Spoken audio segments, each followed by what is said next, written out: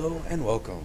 I basically am going to start a whole new series for my tutorial Let's Play after talking to a few friends of mine who have seen my first episode and have given me some pointers on how I can improve.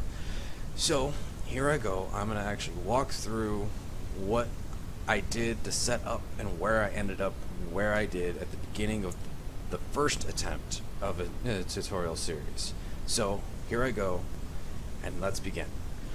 So I'm going to start a new game, and by doing so, such as that, I could do the official campaign that Keen has given us, but I'm going to start with a custom game. I'm going to, because I would like to play with planets, I'm going to start with the star system. Let's rename this to Sir Banner's Let's Play. And I'm going to add the description. Let's play for YouTube. I'm going to leave it as survival. I'm going to have the arcade sounds. I will set this to friends.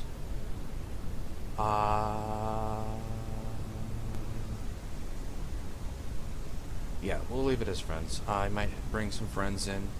The environmental hostility, actually no, max players right now I'm going to set 2 because I might eventually bring in a friend here and there throughout the series to show them around, maybe give them a few pointers, maybe have them give me a few pointers.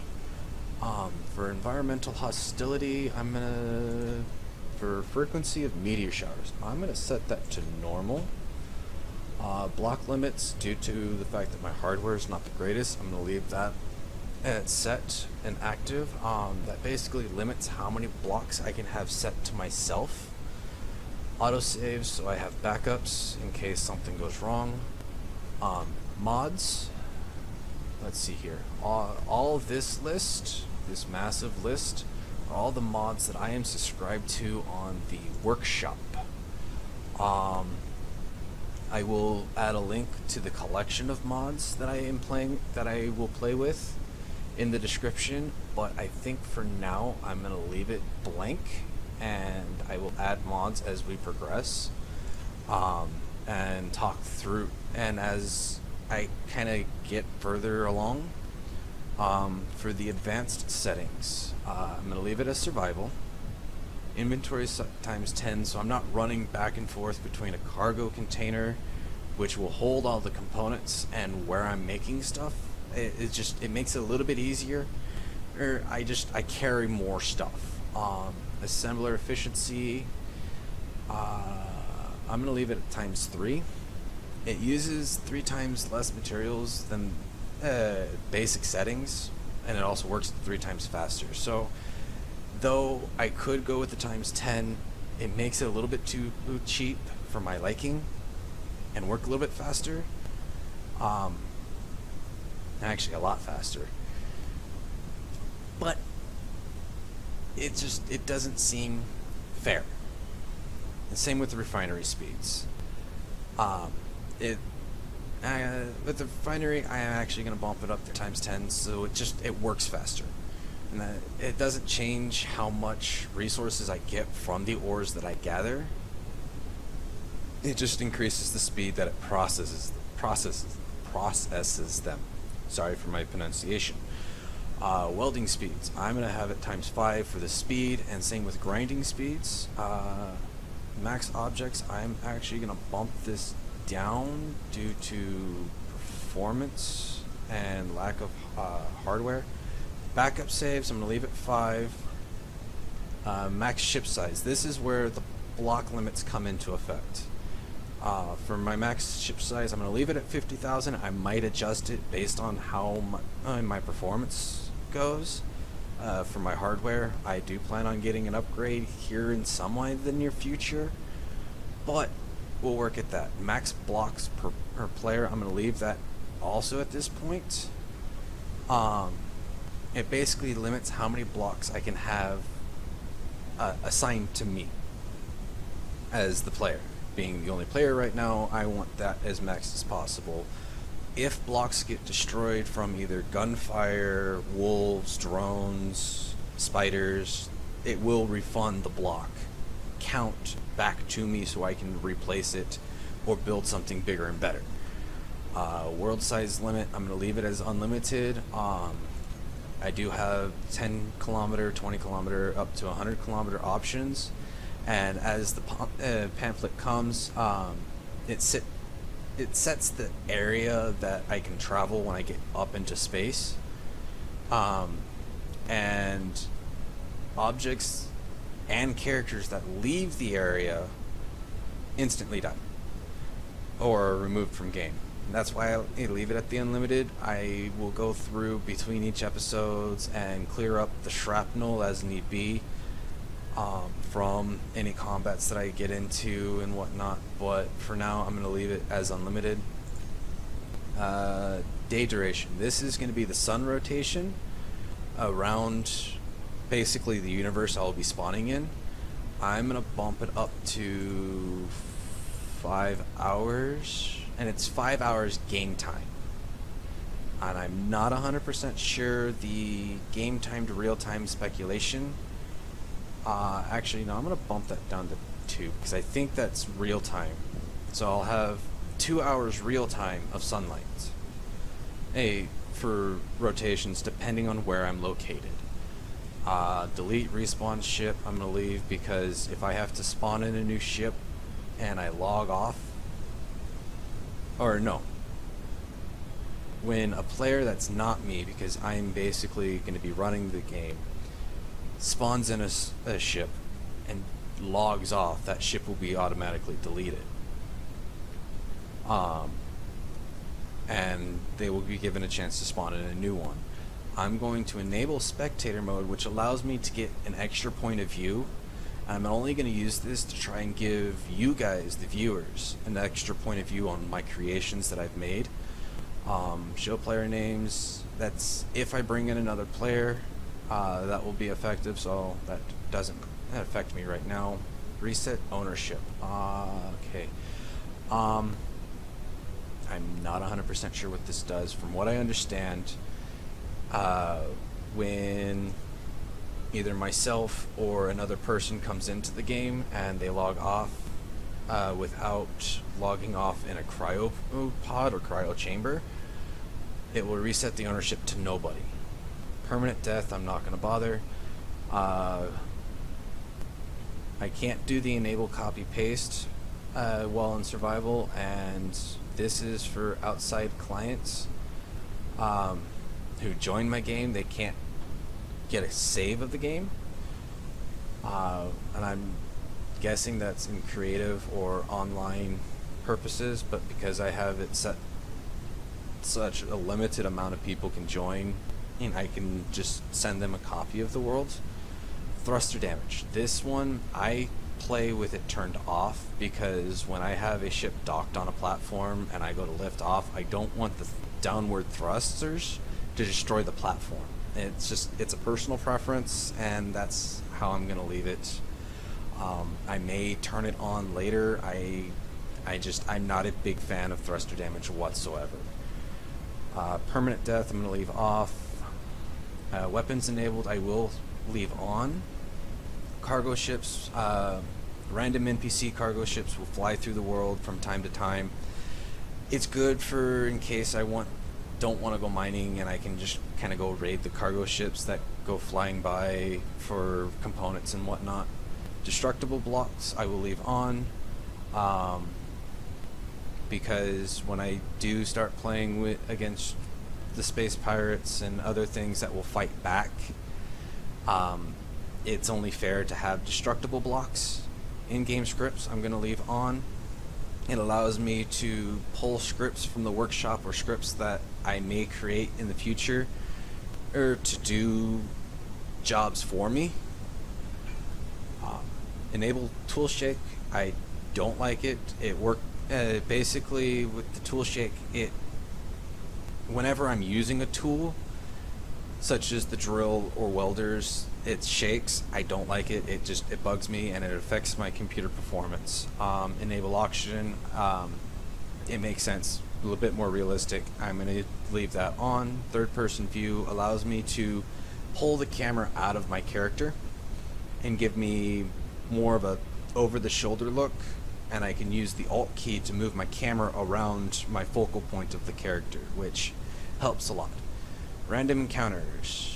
Random abandoned ships and stations can be encountered. I'm going to leave that on. Enable air tightness. This will affect my computer performance, but for realistic purposes, I'm turning that on. Enable sun rotation. I'm going to leave that on. Enable convert to station. I'm going to leave that on. Unsupported stations. This, by enabling this option, grids will no longer turn dynamic when disconnected from static grids, which means grids or stations or ships that I build, grids are basically the constructions. If they're not connected to either an asteroid or a planet, with this turned off, they will be affected by gravity and will move in the motion of gravity. If not affected by gravity, it will be floating off into space based on the amount of force that it receives from being either pushed or disconnected. Enable jetpack allows me to use the jetpack. I'm going to leave that on. Spawn with tools. I'm going to leave that on so I have basic tools to work with. Start the respawn screen. I'm going to leave this on. It's not going to affect me after this episode unless I die, but even at that point it's not really going to affect me. Enable voxel destruction. As I mine and gather materials, the world will shape around my tools. I'm going to leave that on. For the purpose of maybe the first few episodes, I'm going to leave drones, wolves, and spiders off until I get a bit more established and talk through what's going on. Remote block removal. This will allow me to basically remove ownership to blocks so I can free up my limit from a distance. Enable respawn ships. It basically allows me to use respawn ships if I need when I die, so I can respawn in a ship. If not, I have to have a valid medical room to respawn at. Otherwise, respawn won't be possible and the series will have to end. So I'm going to leave that on as well. World generation. Asteroid limits. I can go either none, which is not preferred because once I get into space, I still need a way to gather resources. Low density, which would work. It would give me 4 large asteroids and 20 small asteroids somewhere in the world, in the generated world. And then as I progress further out, it could potentially generate more. I'm going to go with normal density. It gives me 7 large asteroids and 35 small asteroids located all over the place. I'm not going to do the extreme because of how impactful it's going to be on my system. Floral density is going to be basically how heavy or how thick is the plants on the planets that I'm going to be traveling to and traveling on. I play with low for performance purposes, so I'm going to leave that. So for now, this is what's going to be. I'm going to try and get a hold of a world save and load it up to my Steam, and I will add a link to the description of the video. And as I progress, I will make also a mod collection on my Steam account, which you can go in and subscribe and follow along with my world and with the mods that I play with. And as I go, I'm going to try, I'm going to practice on slowing down and explaining what I'm doing, and hopefully you guys get a better understanding. This is the respawn screen. I was actually surprised it loaded up this quickly. My computer is being a little sluggish right now, so I'm going to let it catch up. See how it backed out and went back to this loading screen. So I can use the planetary lander, the Mars planet lander, or the alien planet lander, which will allow me to land on one of those. It will spawn me in the gravity well of one of those 3 planets. I can use either the one of these 2 respawn ships, which will start me off in space with a basic ship with some components. The small drill ship will basically allow me to spawn with a small drill ship in space. The escape pod, I'm not 100% sure. I've never spawned with the escape pod, and the respawn ship 3 is another generic respawn ship. All of these give me basic starting components, because without them, there's not a whole lot you can do. You need some form of way to process the ores that you get so you can make more components so you can expand faster. So you need components or machines to get you started. Without that, there's nothing you can do. So I'm going to go ahead and start with the planetary lander, which will spawn me on the Earth-like planet, which will give me oxygen to work with right off the bat, so I don't have to worry about collecting oxygen. And it will give me basically an Earth-like planet with 1 G of gravity. And it's going to be a bit of an experience. I'm not the best with planet and creations, but I'm going to do my best for you guys, the viewers. So I'm going to click respawn. And as my computer catches up, there's the thrusters. So I'm started at 5,000 meters from the surface, and due to the fact that I have atmospheric thrusters on this, once my computer catches up from going to third-person view. Come on. Thank you. I have atmospheric thrusters will control as I go through, and because I'm so high off the ground, they're not working. So I'm traveling at max speed, plummeting towards the Earth. Once I get within a certain range, and as the air thickens, I will start slowing down as the thrusters become more useful. Hopefully I don't crash land into that mountain directly below me before the thrusters start working. I did see an ice lake out in the distance, and that's usually where I like to start. Yeah, I'm gonna go for that one out in the distance that way instead of this one right here. It's gonna take me a minute to get over there. Thankfully I was able to stop before crashing. So I'm going to turn with my arrow keys so I stay level with the ground. And I'm gonna use my WASD keys to travel in that direction, which was where I saw that lake, which is gonna be a frozen surface. The smaller thrusters on top is what's controlling my forward momentum. The 2 thrusters on the side is what's keeping me afloat. And then on the bottom of this, there's 4 more thrusters, 2 in each direction for left and right. They will control basically my strafing abilities. And as you see, my altitude's dropping, but that's because the ground's coming closer to me as I'm flying towards this lake.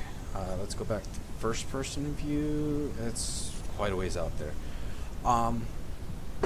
So I'm just gonna keep traveling this way and trying to talk. So I plan on doing basic builds and trying to explain why this build works for me for what I got. I am also want input maybe from people who know the game a bit more. Maybe they can give me some pointers on how I can improve. I do not build the prettiest, but I build for function. I make things work. I'm going to use the down arrow key so I can try and stay as flush with the surface, and it would be easier for me to maintain my speed when I get closer to where I plan on landing. On the bottom, our landing gears, basically they act like that. They will hold this to the ground or a surface when I finally touch down. On top, where you see atmospheric lander Mark 1, that is basically a beacon identifying this is where this ship or lander is located. Looks like I need to turn a little bit to the right. Okay. Um, Basically, right after I land, I'm going to turn this into a station. It's going to be my temporary home until I gather resources to be better situated. Um, and we're going to actually experiment when I get there, because being the fact that I enabled a left turned on convert to station, I might be able to convert my respawn ship into a station and not have to worry about it getting deleted. Usually that only affects servers, so I'm gonna do it anyways just to show how it works. But I still need to get to where I want to be for the landing. Oh, that's a much bigger lake, ice lake, than I was expecting. I might want to think about starting to slow down as well, which that's going to be a little difficult at the angle that I'm traveling at. I want to get a lot closer before, or really. So actually, well, now I'm starting to slow down, which is fine. So I'm going to kind of go over the overlay. On the bottom left shows my health, my oxygen for my suit, the power for my suit, and the hydrogen for my jetpacks. The helmet displays whether my helmet is closed or open, which I'm going to open it so I'm not using any more oxygen. The X displays if my jetpack is on or off. O displays whether my suit is broadcasting, so I can wirelessly link to things that I control and own. L, it would be my flashlight. Z is my inertial dampeners, which I'm going to leave on. If I turn them off, I would start plummeting to the ground, because it would basically stop my downward atmospheric thrusters from keeping me afloat. In the and also the scroll is my speed, and it measures in meters per second. I can use the tab key to turn off the button notifications, but for now I'm going to leave them on as I continue. In the center, across the top of the center, is my inventory fill bar. The fuller that bar gets, the fuller my inventory is. Underneath that is the action bar or hot bar, which will identify what I'm trying to build in that key, and I just have to hit the representing number. Now underneath that is another list of numbers. I can use control in that number, and it will swap between different hot bars. So control 3, right now there's nothing on those hot bars, so it's really hard to see. So control 1 is where I was at. N doesn't do anything for me. It enables mirror mode, which is used for creative builds, and I'm not in creative, so it's not going to do me diddly squat. T, on the other hand, I like to play with it off once. What did I do? I'm actually, okay, I'm gonna have to get out. I'm gonna have to get into build mode or out of the cockpit to turn that off. But what that does is when I go to play something, it will set the orientation based on how I'm looking at a block, and I don't always like that, because I may be repositioning my character, getting a different angle on something, and it interferes, and I turn it off so it maintains the orientation that I leave it at. On the right side of the hotbar, it identifies the gravity and the orientation to the surface that I am at, so it's my horizon judge. On the right is basically the power and the weight of the current ship that I'm in, and it looks like my game locked up again, so we'll let that catch up and I'll keep talking some more.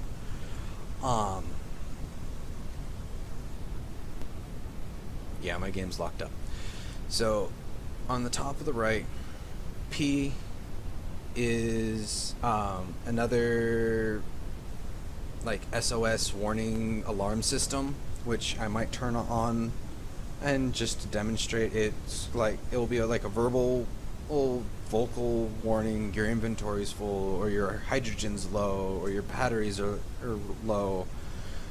O is the ship antenna broadcasting, which this lander doesn't have an antenna, so that I can't turn on. Y is just the overall power. If I hit the Y button, it will kill all power to this and I would fall like a rock. Underneath that is weight, and it measures in kilograms. Underneath that is battery life. How long will my ship's batteries last? Okay, so it was locked up on saving the world. Underneath that is current power usage in percentage for how much power I'm either producing or how much I am outputting from the batteries. Underneath that is hydrogen, which will be at 0 because I do not have a hydrogen tank to store any hydrogen, which I can use later on for earth thrusters. I'm going to start descending down now that I'm a lot closer to where I wanted to be.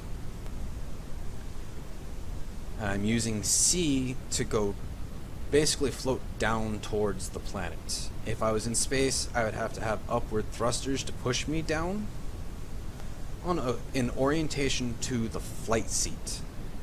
And as you see, the thrusters kicked in as I let go of C, because I'm going to make sure I'm landing on a flat surface to avoid damage to my lander. And I'm probably going to land in that little alcove.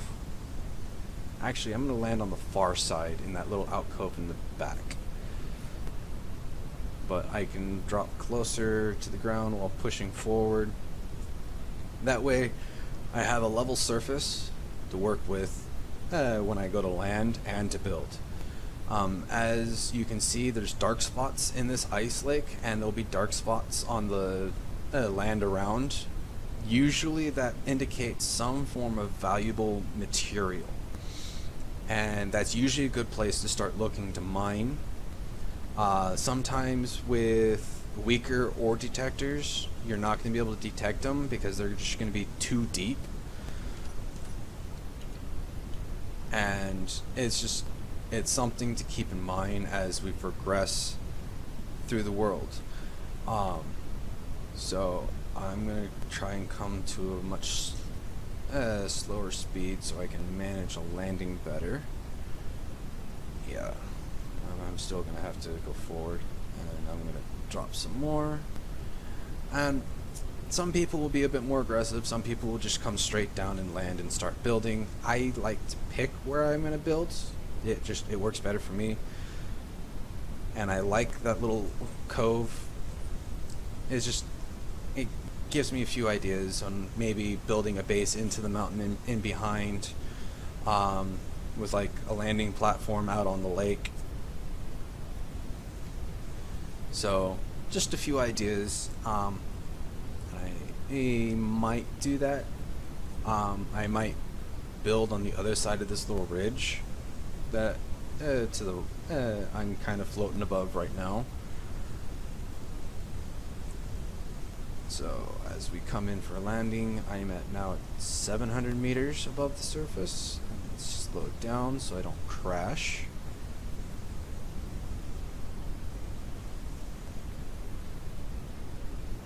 Let's try and level off more to the ground.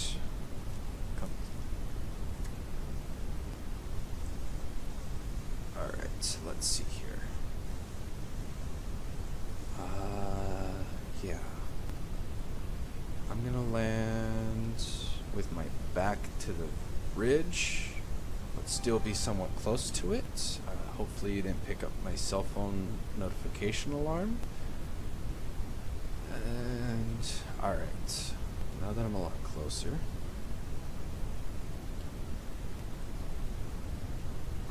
on the very bottom of this, as you may have noticed, the ice warning, the little knob on the very bottom is an ore detector.